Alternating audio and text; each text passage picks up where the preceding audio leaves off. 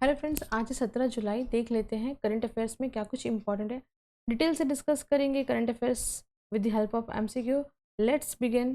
पहला क्वेश्चन हमारे सामने है, former ISRO chairman S Somanath has recently join the board of which Indian space startups. तो first thing first, you should keep in mind, startup join किया है इसरो के पूर्व चेयरमैन एस सोमनाथन ने।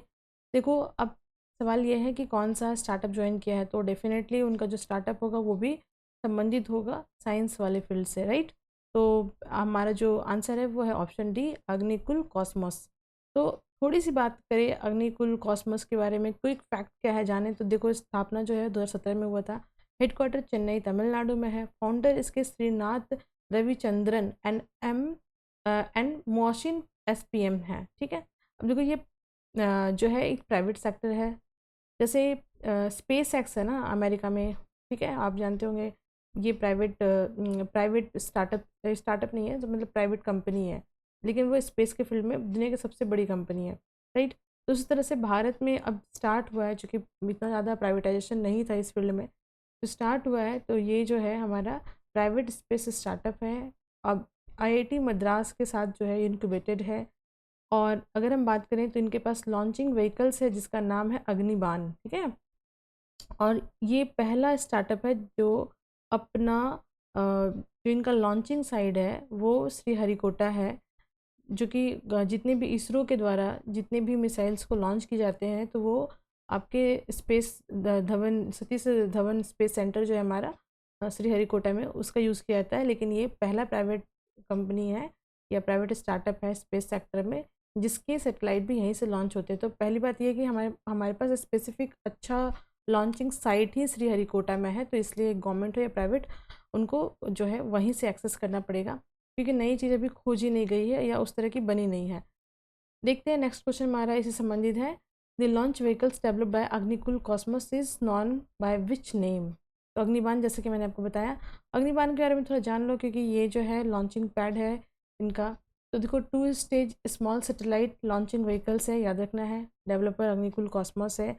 अब देखो, इंजन जो है, इंजन का नाम जो है अग्नि लाइट है। ये single piece 3D printed semi जो है क्रायोजेनिक इंजन है, याद रखना है आपको। तो क्रायोजेनिक इंजन है, सेमी है, 3D प्रिंटेड है। फ्यूल क्या यूज़ होता है, एलओएक्स प्लस कीरोसिन। एलओएक्स मतलब लिक्विड ऑक्सीजन, ठीक है। पर्पस क्या है, वही लॉन्च स्मॉल सेटेलाइट कहाँ पे करना है, एलईओ में करना है, यानी लोअर अर्थ ऑर्बिट में करना है। अब ये एग्ज़ाम के लिए याद रखना है आपको, जो इसरो के चेयरमैन हैं एस सोमनाथ, वो 2022 से 25 तक थे, और अभी फ़िलहाल वो बोर्ड ऑफ अग्निकुल कॉस्मोस में एज एन ऑब्जर्वर ज्वाइन किए हैं जुलाई 2026 में। Next question, Uttar Pradesh recently launch which 2 digital platform to strengthen skill development and employment opportunities for youth. Uttar Pradesh ने युवाओं की कौशल विकास एवं रोजगार को बढ़ावा देने के लिए हाल ही में कौन से 2 डिजिटल प्लेटफॉर्म शुरू किए हैं। तो आंसर है ऑप्शन सी। कौन सा, देखो, कुशल सेतु एंड कुशल सारथी, ये आपको याद रखना है। देखो, ये जो है ना वर्ल्ड यूथ स्किल डे 15 जुलाई को था, उसके उपलक्ष्य में ये जो है 2 डिजिटल प्लेटफॉर्म जो है उत्तर प्रदेश सरकार के द्वारा लॉन्च किए गए हैं। अगर हम बात करें वर्ल्ड यूथ स्किल डे के बारे में, तो ये जो है 2015 से यूएन के द्वारा डिक्लेयर किया गया, और उस समय से world wide youth skill day मनाया जाता है। नेक्स्ट देखो, project in road recently news में है। ये प्राइमरली जो है किससे संबंधित है, और इसमें कौन से प्लांट का कल्टीवेशन होता है या प्लांटेशन होता है। तो देखो, ये नेचुरल रबर से संबंधित है। प्रोजेक्ट इन रोड जो है वो रबर से संबंधित है, और इसमें रबर जो प्लांट है उसकी ही प्लांटेशन की जाती है। देखो, अगर हम बात करें प्रोजेक्ट रोड जो है, इसका एम क्या है, तो नेचुरल रबर कल्टीवेशन को बढ़ावा देना। कौन से रीजन में, नॉर्थ ईस्ट और बंगाल, वेस्ट बंगाल में, ठीक है। अगर हम बात करें तो ये जो है मिशन किसका है, ये रबर बोर्ड का है। रबर बोर्ड का हेडक्वार्टर कहाँ पे है, कोयटम केरला।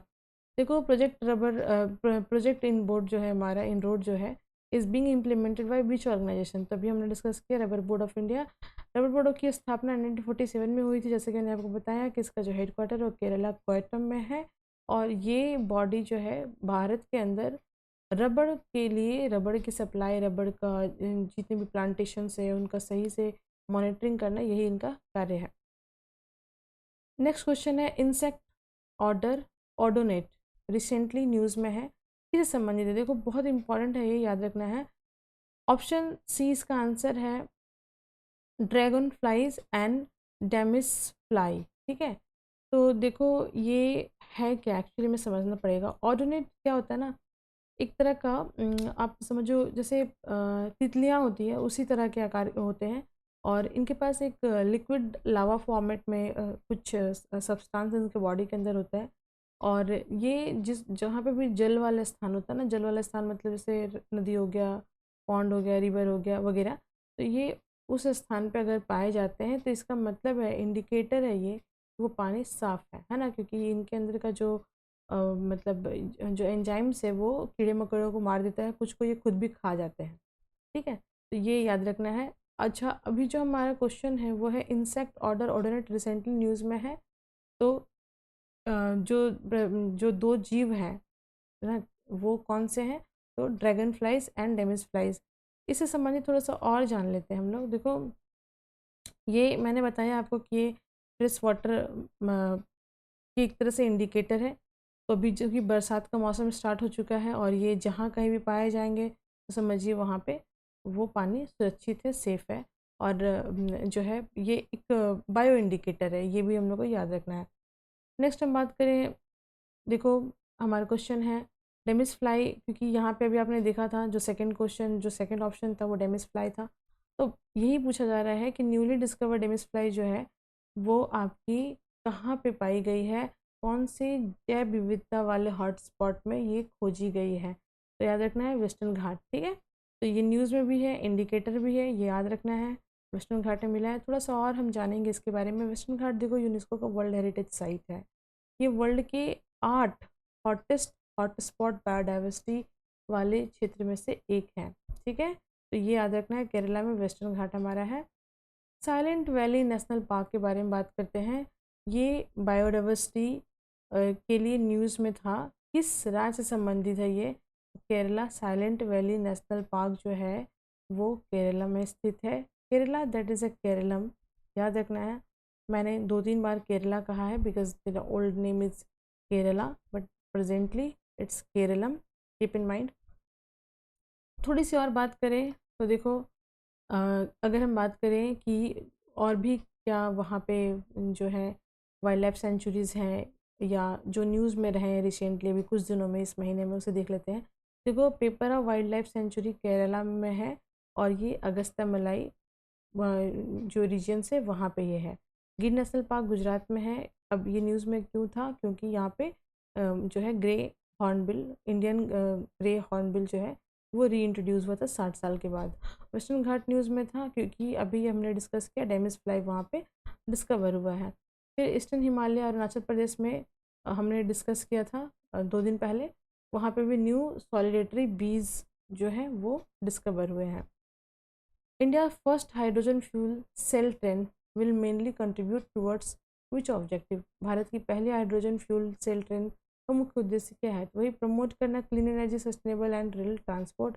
ठीक है, चलिए अब देखो बोला जा रहा है कि भारत की पहली हाइड्रोजन फ्यूल सेल ट्रेन का जो संचालन हो रहा है मुख्य रूप से कौन सा जो फ्यूल है इसमें यूज़ किया जा रहा है? तो देखो फ्यूल के तौर पे चूँकि ये आपकी जो है हाइड्रोजन है, हाइड्रोजन फ्यूल यूज़ की जा रही है इसमें, इसमें वाटर वेपर यूज़ किया जा रहा है ना एज ए फ्यूल, याद रखना है आपको।